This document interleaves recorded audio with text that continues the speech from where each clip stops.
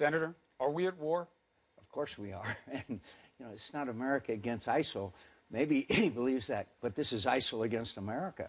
When Mr. Baghdadi left our prison, Camp Bucca, after spending 4 years there, he walked out and said, I'll see you in America. All you have to do is watch what they're saying. And again, I'm just puzzled by the president, some of his statements, for example, that they left behind a stable Iraq.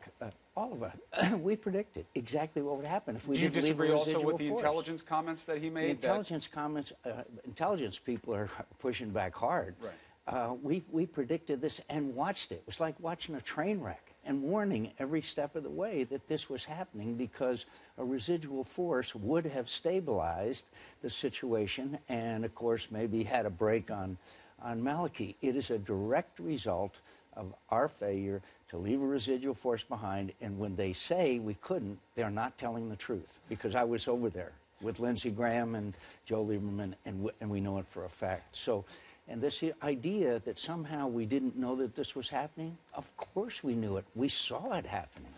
Does the president deserve a little credit for being on your side?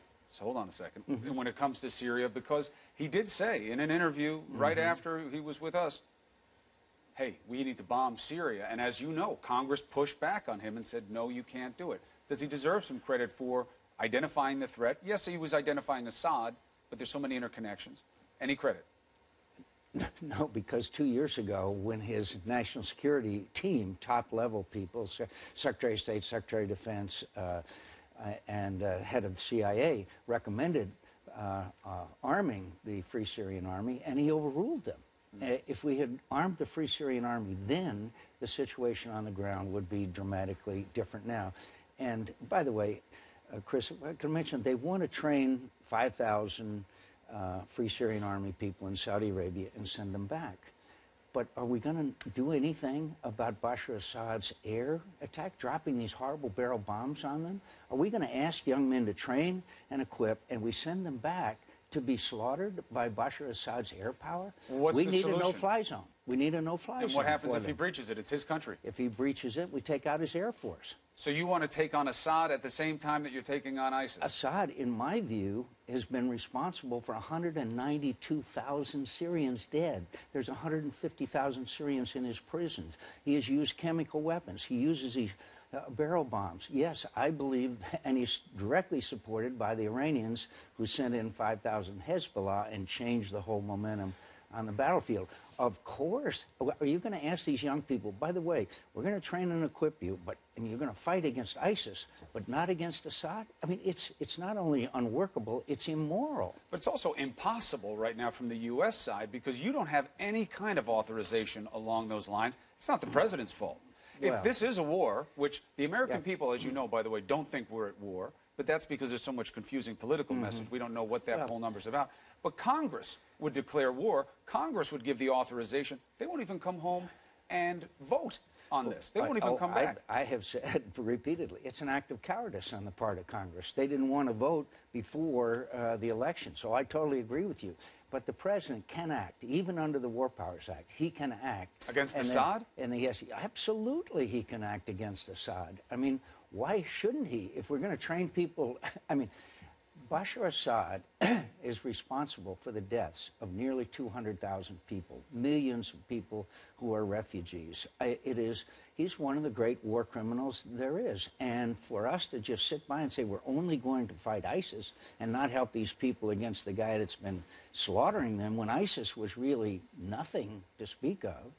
But what do you say to the American people? 70% of them say, we don't want any more war. We're war weary. I mean, you want to identify bad guys. Boko Haram still has all those girls that we cared about for a while. Wow. You know, you could pick a lot of different situations. And I would have gone after Boko Haram, by the way. And I think most American people would have supported special operations exercise where if we could rescue those young women. I mean, I don't know of anybody who wouldn't. But I think the big point is here, comparing Boko Haram and what Bashar Assad has done is like there's no comparison.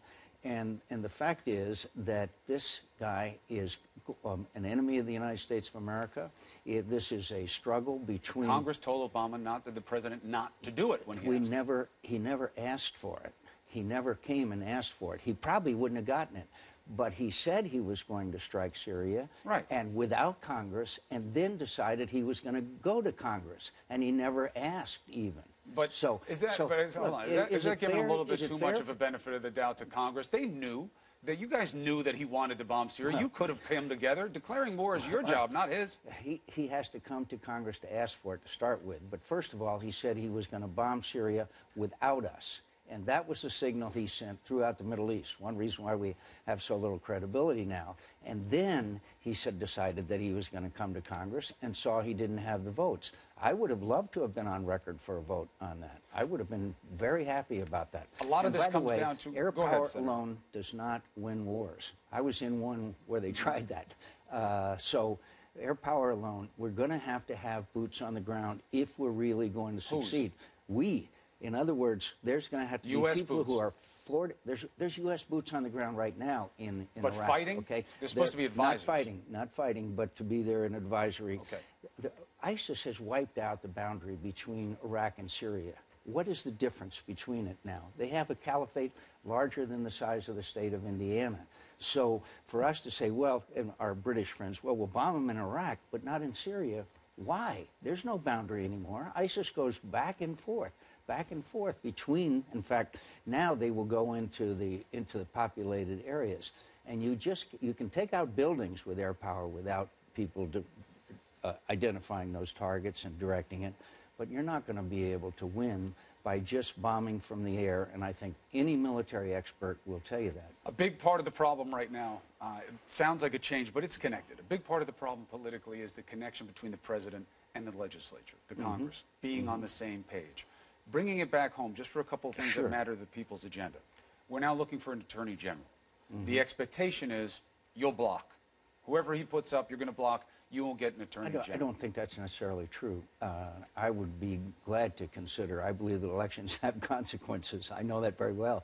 And I don't think that we would just necessarily block anyone. Because that's what has been happening to the president, to be honest, right? Yeah, but remember that Harry Reid blew up the Senate, so they only need 51 votes. So they've been getting everybody of theirs through the United States Do you think that'll change if the Republicans take control? Absolutely. Because what they've done is they've made the United States Senate, they've changed it from the unique role that a minority can play in the political process by making it just 51 votes.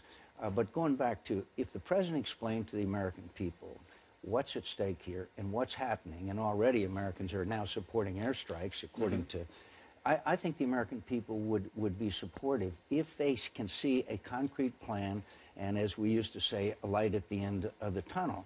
But if it's just going to be some more airstrikes and it's going to drag out and drag out and drag out, then over time the American people will not support it, Chris. So, and by the way, we were war-weary after World War II, and we went to Korea. We were war-weary at a lot of other times.